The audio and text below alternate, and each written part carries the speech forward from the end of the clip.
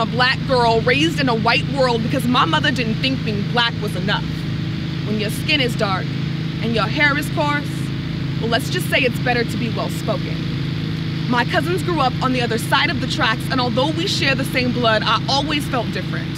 Them, Carl Kanai, Tim's, and Biggie, me, Jinkos, Vans, and Simple Plan. Like the Montessori school my mother fought to get me in somehow lightened the tone of my skin. But I've always been proud of my education.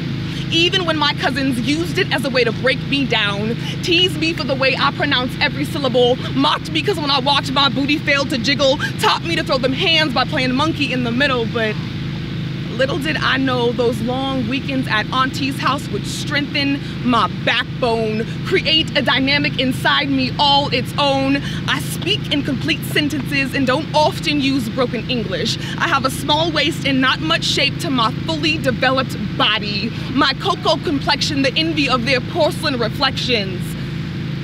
I trace my lineage back to my great-grandmother on my mother's side.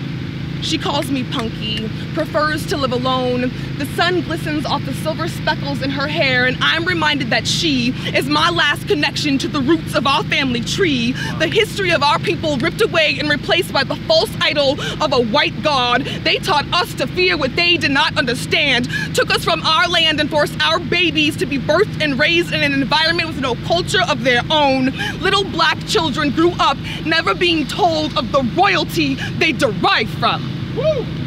Our ancestors were kings and queens, but they won't teach you that in American history. I call Alaska my home, whitewashed by the snow, and my mother's dream to raise me outside of the ghetto. My best friends were suburban white kids. Is that what you call black privilege? Lately, I've become ashamed of this. Crossed oceans to find what my namesake is, and even then, living on those beautiful Hawaiian islands, no more life in the drift of the trade winds, finally deciding to let my feet sink into the soil as my grandmother's hair coils down my shoulders. Every year I grow older, I find myself wanting to plant roots, water my seed. I am emerging, birthing the most divine version of myself. I am a black girl claiming my place in this world, and I refuse to be ashamed, hide in the shadows, or straighten my curls. I rarely wear makeup, keep my hair natural, don't know what the actual fuck I am doing, but still, I be doing it. In a life or death hunt for my lineage, frantically combing my mother's mind to find the truth she left behind, lost memories from another lifetime, hidden traces in her bloodline. This is not a facade. The blood running through my veins descends from the queen of all queens and God of all gods. I am a black girl.